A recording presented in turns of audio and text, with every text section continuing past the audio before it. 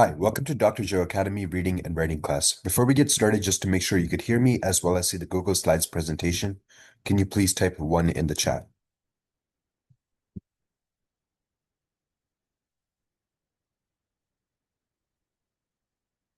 Hey, thank you for confirming. I'm going to go ahead and send the link so you can join into the Google Slides.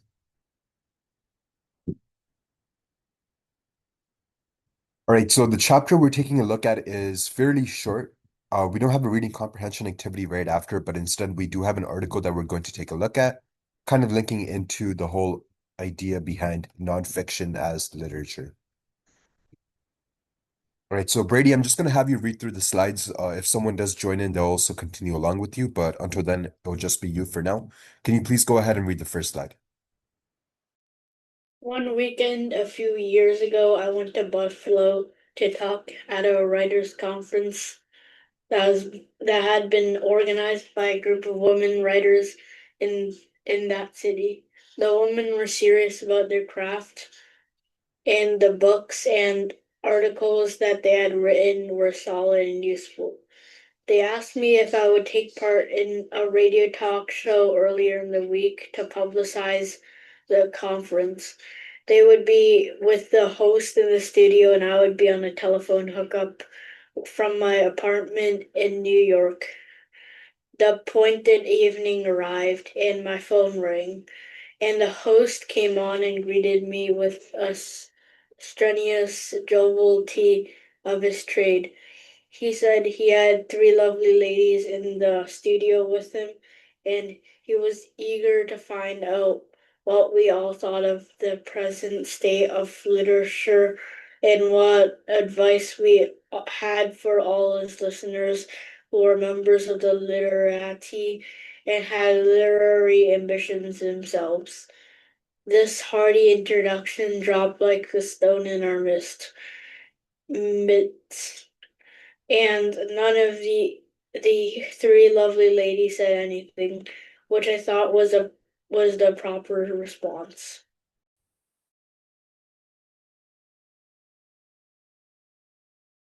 Okay, can you please go ahead and read the next slide as well?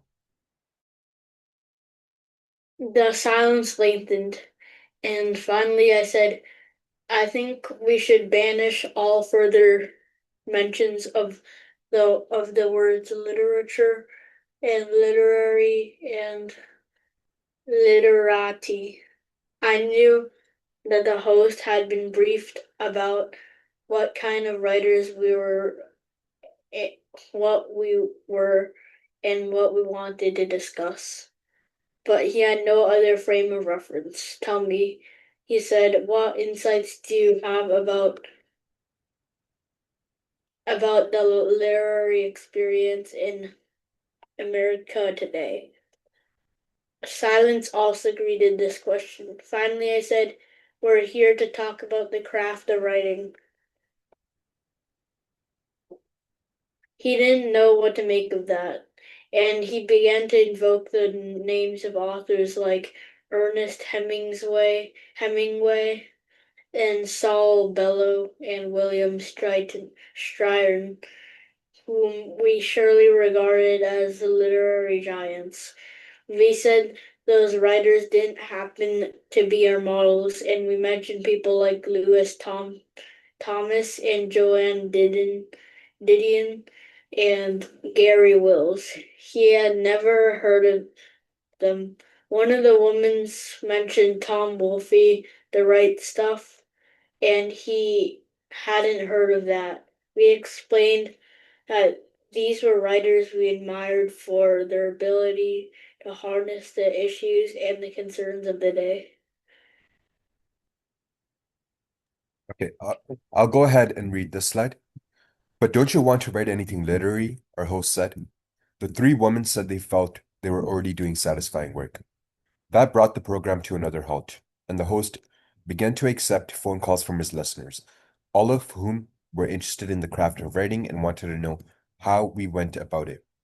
And yet, in the stillness of the night, the host said to several callers, don't you ever dream of writing the great American novel? They didn't. They had no such dreams. In the stillness of the night, or at any other time, it was one of the all-time lousy radio talk shows. The story sums up a situation that any practitioner of nonfiction will recognize. Those of us who are trying to write well about the world we live in, or to teach students to write well about the world they live in, are caught in a time warp where literature, by definition, still consists of forms that were certified as literary in the 19th century, novels and short stories and poems. But the great preponderance of what writers now write and sell, what book and magazine publishers publish, and what readers demand is nonfiction. The shift can be documented by all kinds of examples. One is the history of the Book of the Month Club. When the club was founded in 1926 by Harry Sherman, Americans had little access to good new literature and were mainly reading junk like Ben-Hur. Sherman's idea was that any town that had a post office had the equivalent of a bookstore, and he began sending the best new books to his newly recruited readers all over the country. Okay, and can you please go ahead and read this slide? Much of what he sent was fiction. The list of main characters chosen by the club from 1926 through 1941 is heavily laced with novelists.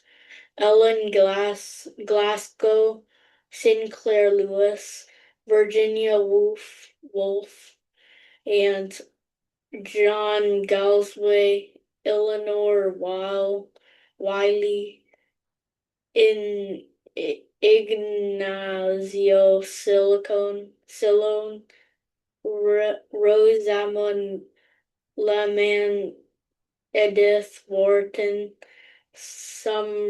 Somerset Maugham, Willa Cather, Booth Tarkington, Isaac Dynson, James Gold, Cousins, Thornton Wilder, Sigrid Unset, Ernest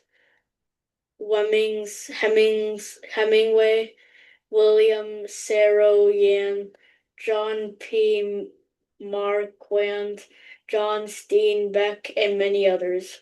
That was the high tide of the literature in America.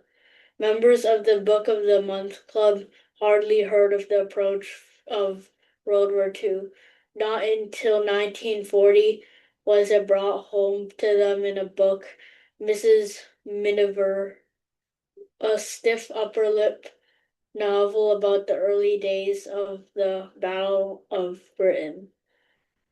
All of this changed with Pearl Harbor. World War II sent 7 million Americans overseas and opened their eyes to reality, to new places, issues, and events. After the war, that trend was reinforced by the advent of television. People who saw reality every morning in their living room lost patience with the slower rhythms and glancing illusions of the novelist. Overnight, America became a fact-minded nation. After 1946, the Book of the Month Club members predominantly demanded and therefore received nonfiction.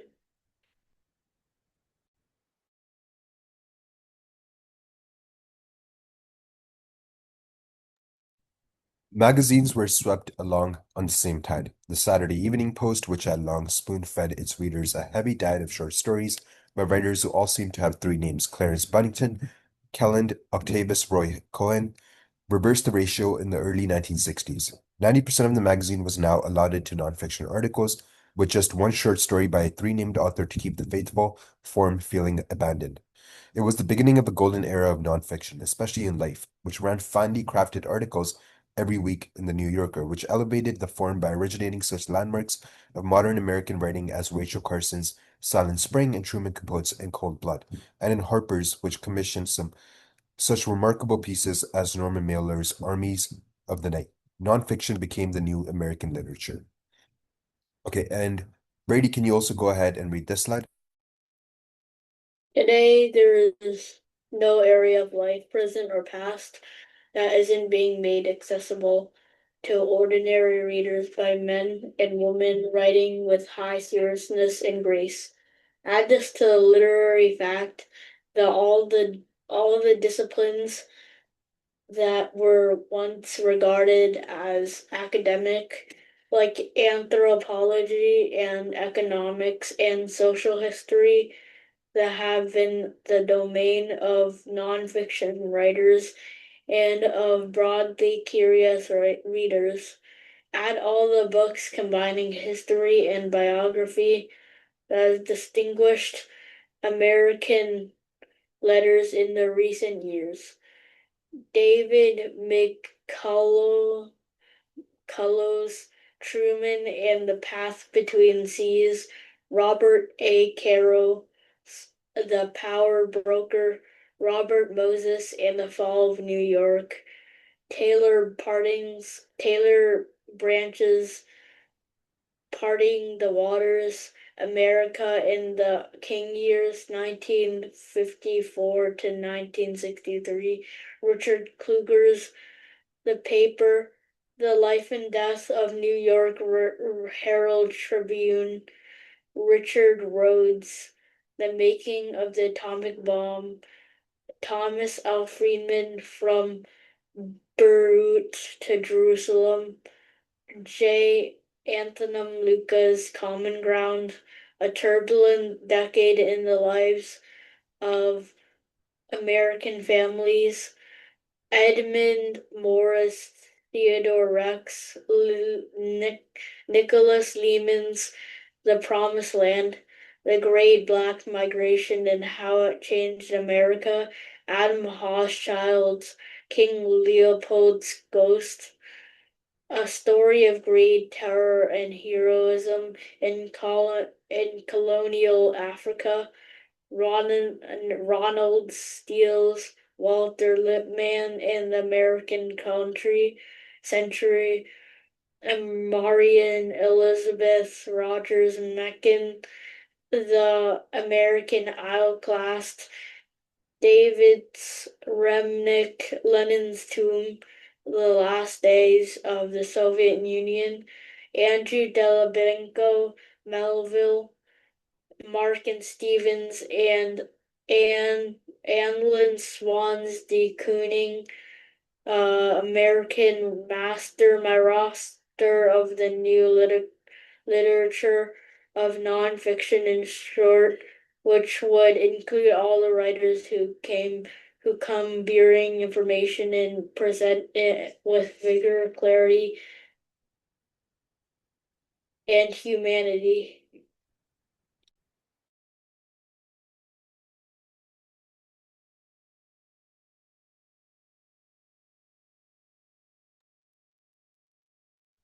I'm not saying that fiction is dead. Obviously, the novelist can take us into places where no other writer can go, into the deep emotions and interior life.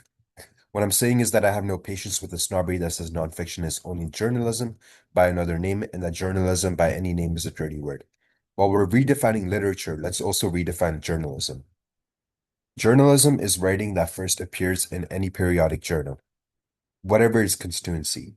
Lewis Thomas's first two books, Lives of a Cell and The Medusa and the Snail, were first written as essays for the New England Journal of Medicine. Historically, in America, good journalism becomes good literature. H.L. Mencken, Ring Lardner, Joseph Mitchell, Edmund Wilson, and dozens of other major American writers were working journalists before they were canonized in the church of literature. They just did what they did best and never ultimately worried about how it was defined. Ultimately, every writer must follow the path that feels most comfortable. For most people learning to write, that path is not fiction.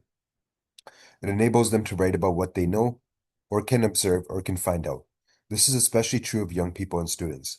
They will write far more willingly about subjects that touch their own lives or what they have an aptitude for. Motivation is at the heart of writing. If nonfiction is where you do your best writing or your best teaching of writing, don't be buffaloed into the idea that it's an inferior species. The only important distinction is between good writing and bad writing. Good writing is good writing, whatever form it takes and whatever we call it. All right, so that brings us into the end of that lesson. We're just going to be taking a look through the vocabulary. So there's three words here for us to focus on. Brady, can you please go through and read through the three words? Abnegate, to renounce something or to deny it to yourself. In particular, something considered vital or important, such as food in the case of a hunger strike, to give up, as in rights or claims. Stephanie abnegated fried food and soda before the prime, hoping to fit in her newly purchased dress. Candor, honesty directly, and openness. Freedom from prejudice or bias, purity of heart, lackness of malicious feelings, a lack of equivocation, vocation, or double talk. Politicians who speak with candor are an endangered species, one that is nearly extinct. Belligerent, ready to start a war or fight. Hostile, aggressive, or pugnacious, describes participants in a war or fight. Football players, especially in ones who play defense, often psych themselves in a belligerent state prior each game.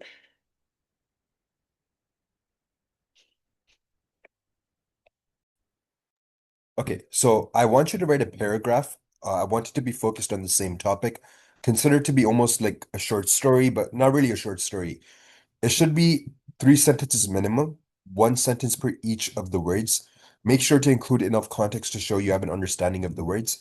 And right now the time is, yeah, it's about it's 7:18. We can work on this activity until 7:23. And before we get started, Brady, do you have any questions? Like three separate sentences, or like you have to tie them all into a story. You're tying them all into a story. Uh, Okay. And right now the time is practically it's 7:19, so practically 7:20. I am willing to give you until 7:25. And once you are done with your response, please do send it into the chat or paste it onto the slides.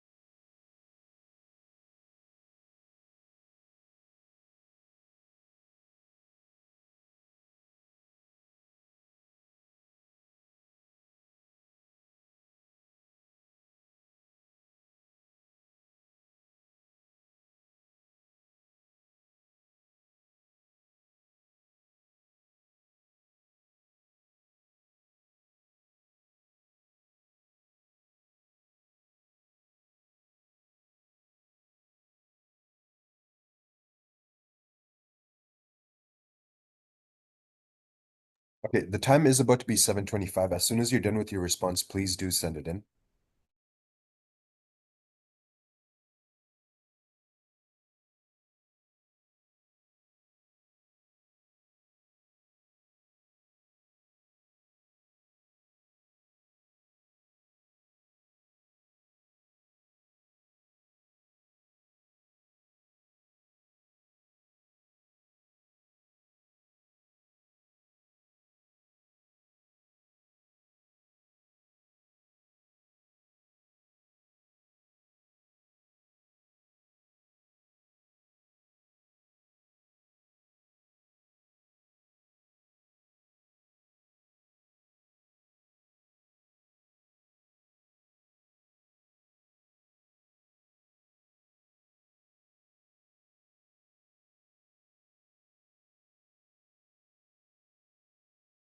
Okay, Brady, can you go ahead and read your response?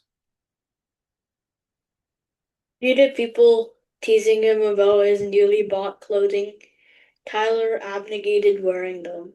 Tyler felt even worse when he knew that they were speaking with candor. After no one comforted him, he was belligerent. Okay, let's just go through and see what corrections we can make. So starting off with the first sentence, you did use abnegated correctly in terms of giving something up, but it usually is used as a transitive verb that takes an object like a right, a claim, or luxury, rather than, yeah, rather than adding it directly to the noun, it would rather be a right. So maybe if we write, due to people teasing him about his newly bought clothing, Tyler abnegated the right to wear them. And that would be better. The right to wear them.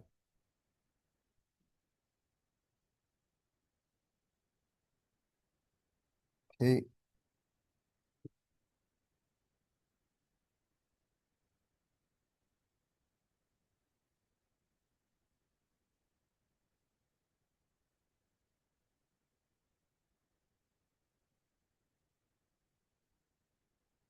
Okay, and then let me just write down this note over here. That was the main correction. So I just want to write down the explanation of why. While you used abnegated correctly in terms of giving something up, it is usually used as a transitive verb that takes an object rather than a grunt. So rather than writing wearing at the end, using an ing at the end of a verb, it would rather be an object that is written towards. So that's why we're using the right to. It would also be correct if you wrote something like, he abnegated the clothes. So just putting wearing is where we see the incorrect mistake being made. All right, let's take a look at the next activity. It's a simple quote that we're taking a look at. I'm going to give you 5 minutes and you're practically explaining the quote as well as using an example to support your reasoning. The quote is, if the doors of perception were cleansed, everything would appear to man as it is infinite. I'm going to go ahead and read that quote one more time. If the doors of perception were cleansed, everything would appear to man as it is infinite. Okay, so again, you are not only explaining the quote, so you're not only writing your interpretation, but you're also using an example to explain it. Typically speaking, these examples can be text to text. So you're relating back to a book that you read. It could even be a movie, a video game, anything with a narrative. Or it can be text to self. Maybe it's a real life example that you want to relate it back to. Or it can be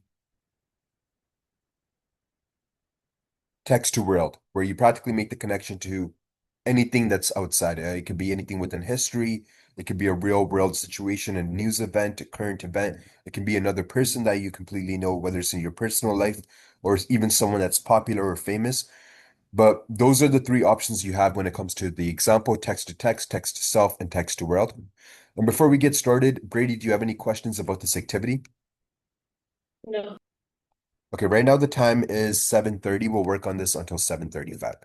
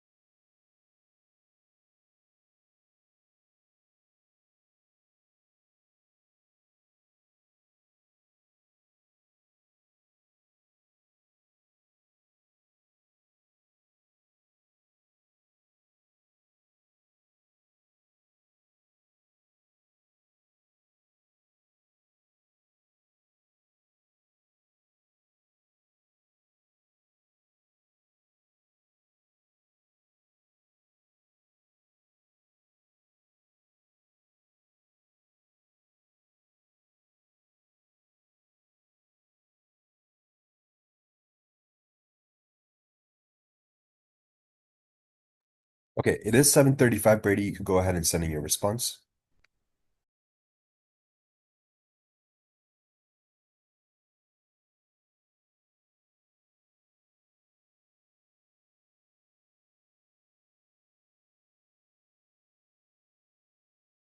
I'm like almost done. Okay, sure.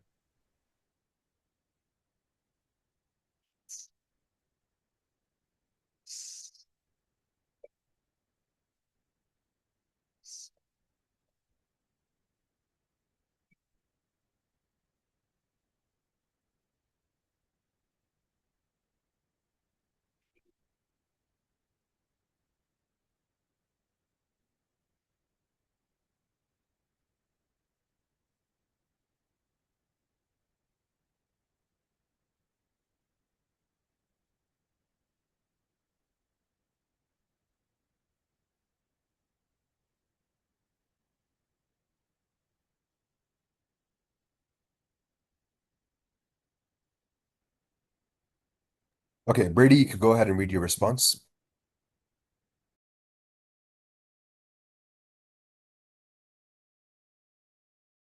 I think this quote means that by William Blake means that if everything is clear to you, then you can do anything, everything, anything. For example, if you're trying to make a history book, then you would have to find the truth in the past. But many people would probably have conflicting points, so it was confusing. But if everyone had the same opinion, then it would be easy. Okay, great job with your response. Right. I would, okay, so this example that you bring up, it just gets a slight bit confusing. And I feel like if we flesh out the example, it would be much more stronger in general. So you write, for example, if you're trying to make a history book, then you would have to find the truth. Instead of in the past, we'll just write the truth from the past.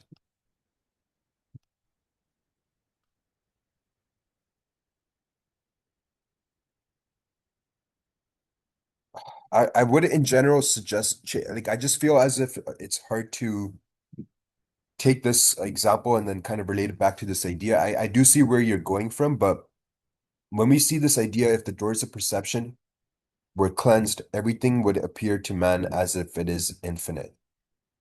Because it's almost to show that our perception is what holds us back. That's practically what William Blake is trying to represent through this quote. Our perception is what is holding us back. The way we look at the world is perhaps our source for the limitations we see, rather than the other way around.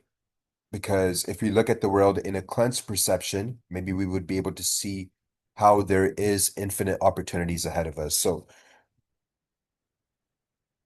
I'm just going to write over here.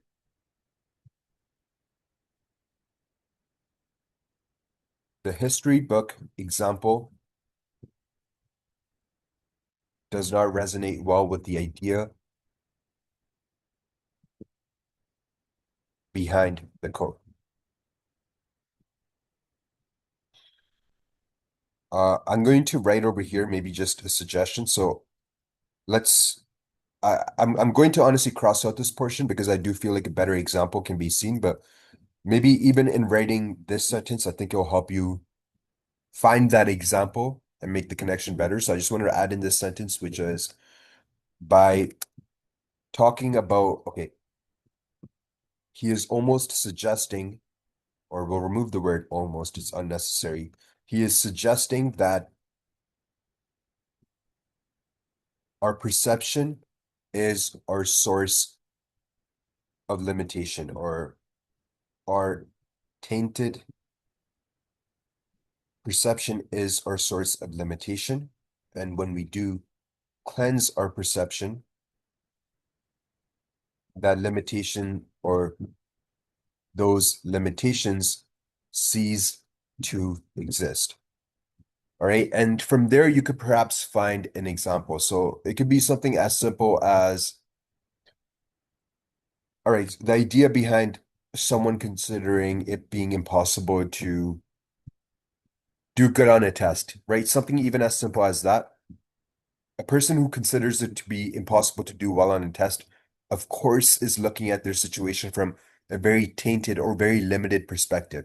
Because in their eyes, they're not even considering the possibilities of studying or understanding the concepts that they will be tested on, but rather they're automatically going into the assumption that this test would be too difficult to them. Passing it would be practically impossible, and they're almost mentally giving up in that situation. And the same goes for any situation in life. Oh, this relationship's not going to work out. Oh, I'm not going to get this job. Oh, I'm not going to make enough money to take care of my family and my needs. All situations, whether you're young or an adult, it's really a matter of your perception. And that's practically what William Blake is saying. To feel something is infinite is to feel the most powerful you can on this earth. And he's practically suggesting that with the cleansed perspective, we would be able to get that feeling. All right, so the next thing we're taking a look at is an article titled The Importance of Mental Health Awareness in Schools. So we're just going to be reading, or I'm going to have you read through these slides. There's just about 4 slides I'm going to have you read through. And then after that, we're going to be working on a response. And instead of making it a 5 to 7 sentence response, I'm going to make it a 3 paragraph response with the introduction, a body paragraph, and a conclusion. And I will give, let's say, about 20 minutes right now, but we'll see how long it takes to get through the article. I'm thinking we'll most likely be done with the article by 7:50, maybe 7:55. And then if we do spend the rest of the time working on this, even then I might need to bring another activity. I just didn't expect it to be just one person in today's class, but me getting that activity will not take too long. So we'll see how that class goes. But yeah, we will be able to extend this writing activity into 20 minutes, and we'll practically be writing a mini essay during class. All right, so Brady, can you go ahead and read the first slide? Mental health awareness is an important issue for all educators. We're often the first line of defense for their students. Education professionals have recognized the impact that students' mental health has on learning and achievement, and they realize that there's a great deal that can be done to help students with mental health issues. As a high school teacher with more than 23 years of experience, I welcome the fact that mental health awareness is finally becoming an important part of the school's function and curriculum.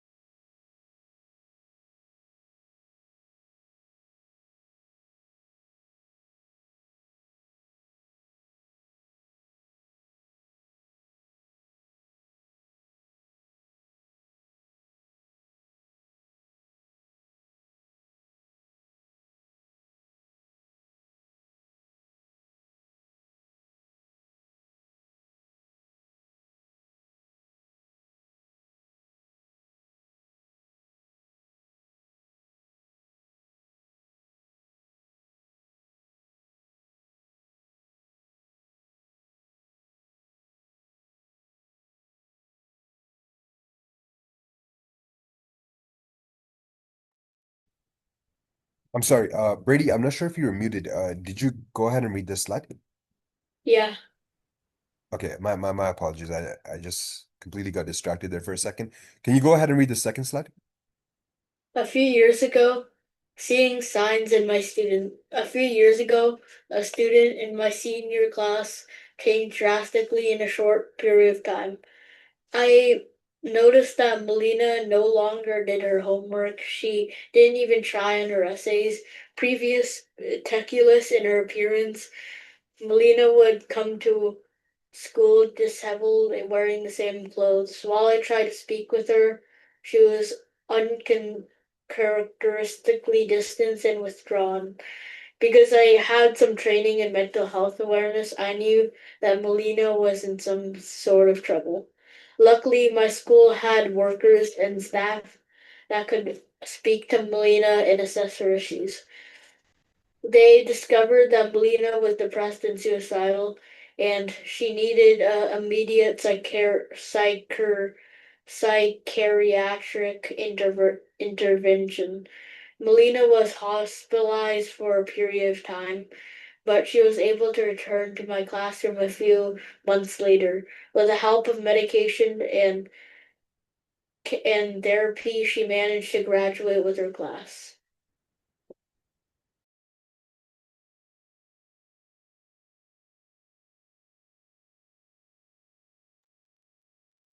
Okay. The National Alliance on Mental Illness estimates that 1 in 5 people live with some sort of mental disorder or disease. Despite the fact that the average age of early signs of mental illness is 14, most individuals don't seek help until adulthood. Underlining the seriousness is the fact that 60% of high school students with mental illness don't graduate.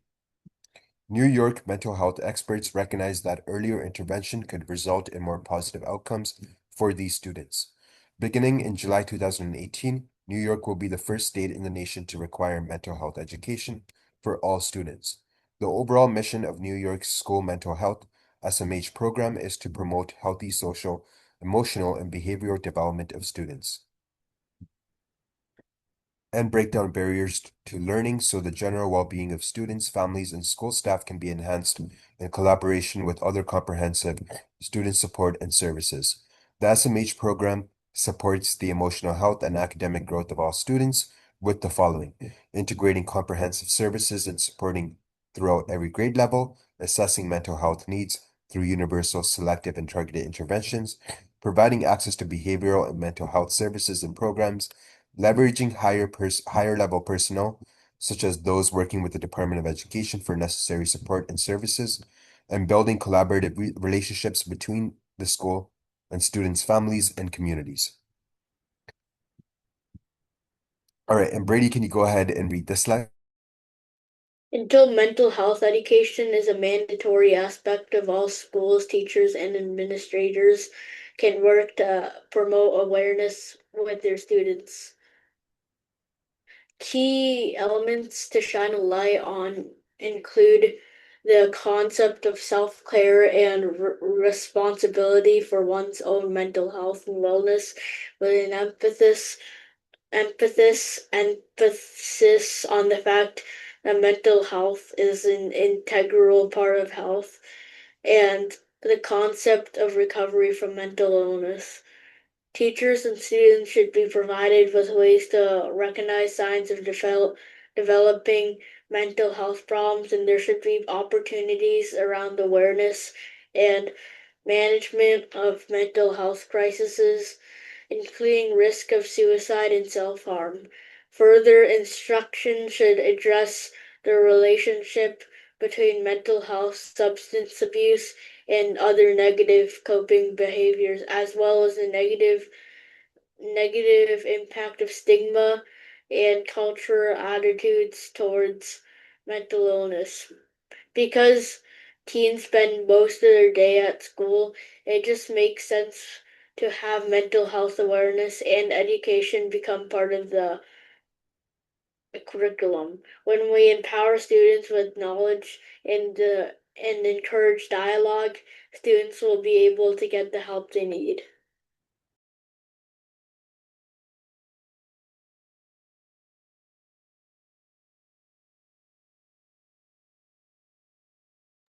All right, so the activity is simple. Does school increase stress with students? Why do you think anxiety and depression is something that is becoming common among students? And do you think the way school is designed is the problem? So I know I said 20 minutes initially, but I'm going to give 15 minutes instead. That way I could bring perhaps a creative writing activity for the next portion of class. So I will get that ready after we go through this. But before we get started with this response, Brady, do you have any questions?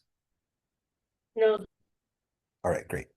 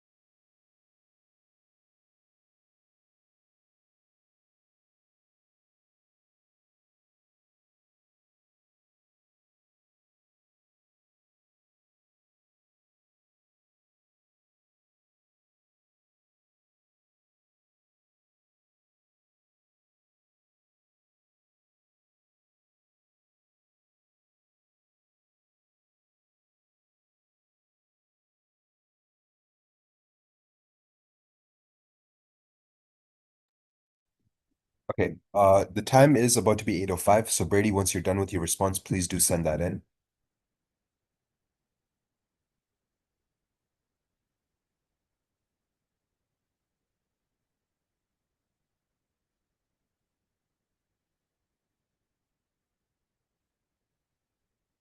Okay, can you go ahead and read your response?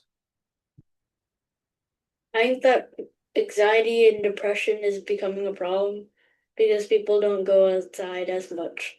First, I think this is true because when you go outside, you get vitamin D, and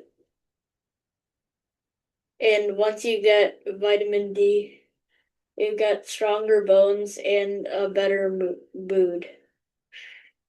Because now there is technology, people are less likely to go outside, instead stay in for entertainment. Next, this is true because going outside probably means getting exercise. This makes sense because once you go outside, you're focusing on exercising instead of having anxiety. Lastly, not going outside is a problem because it lowers stress is a problem because it lowers stress. Since stress is connected to anxiety and depression, not going outside is promoting those cons. These are these are reasons why I think anxiety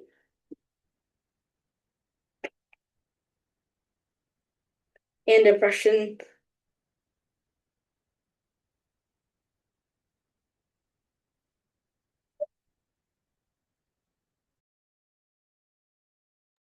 Okay, so first off, it was meant to be a three-paragraph response. This isn't really organized into that structure, but skipping over to that point, we just need to go through and make a lot of corrections.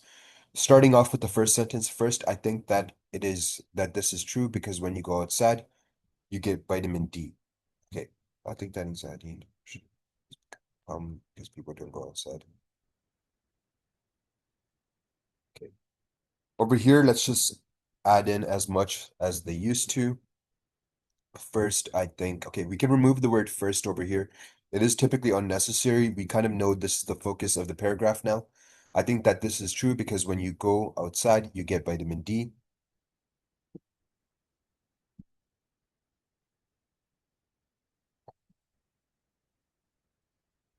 Okay, well, just write which gives you stronger bones and makes you feel better.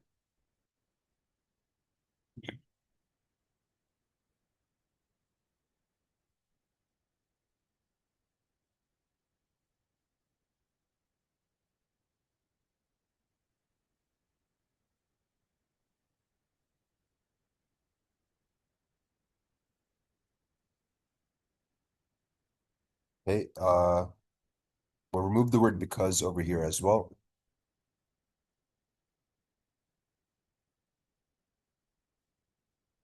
And instead of writing now there's technology, we'll write now with the predominant dependence on technology,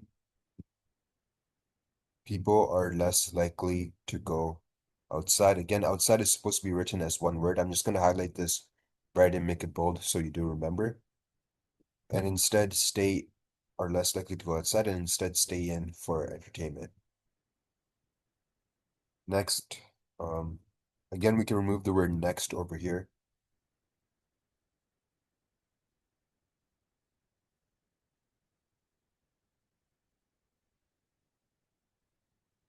Right, so this sentence in general seems a little bit unnecessary. So we'll remove that altogether and we'll instead try to make it more sensible with this sentence. Okay. We can write when you go outside, you are focusing on, and then exercising was spelled incorrectly as well. So let's correct that.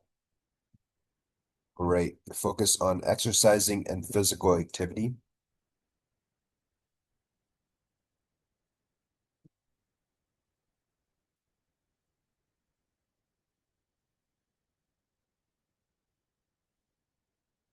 And rather than putting instead of having anxiety, we'll just put instead of anxiety. So it's more like they're focusing on exercise and physical activities instead of anxiety.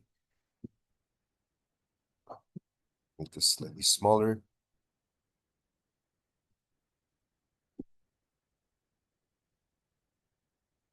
Okay, lastly, not going outside is a problem because,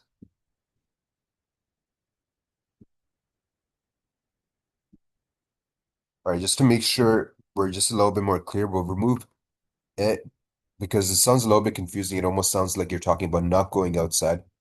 So instead, we can write because going outside lowers stress. Since stress is connected to anxiety and depression, not going outside is promoting these cons.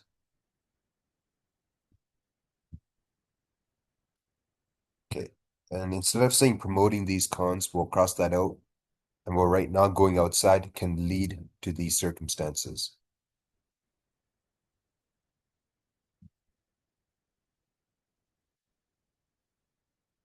Okay, and these are the reasons why I think anxiety and depression is becoming a problem.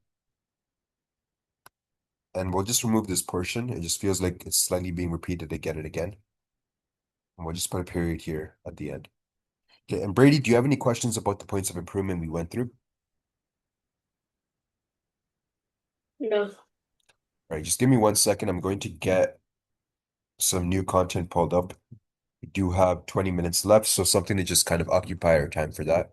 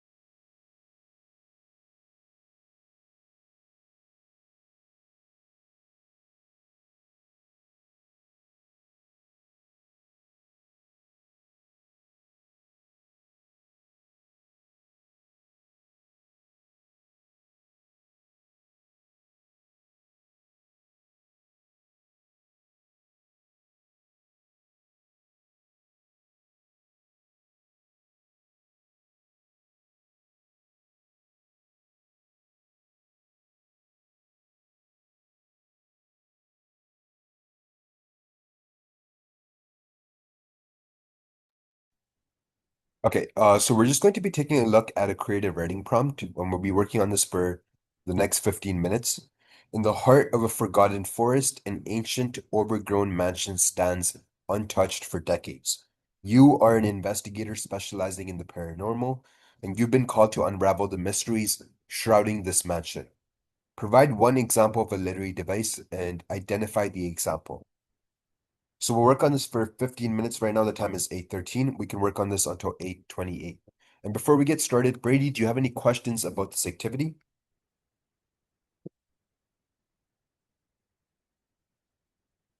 What does it mean by provide one example of a literary device? Do you know any literary devices yet? Um, Like imagery, irony, metaphors, symbolism. oh, pers- okay. Yeah, any of that will be fine as long as you could use one example and then you could, you don't have to actually write down the identification. After you read it, I'll probably ask you to identify the literary device, but just include one literary device in the story.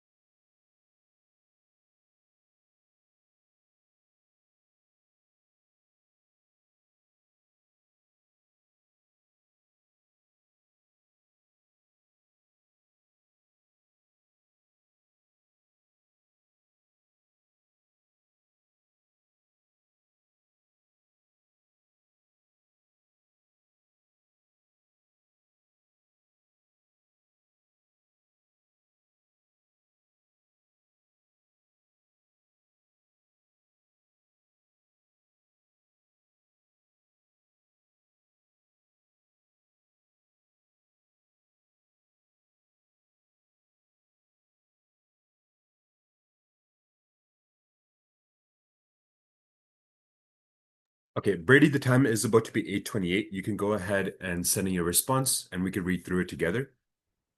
I also noticed that I do have to update the homework. I had a previous slide that I just have to paste in. So please do make sure to check in after class and you'll find an updated homework slide on there as well. Or let me see if I can quickly update this right now while you're setting your response. Give me 1 second. But please do go ahead and send in your response right now as well.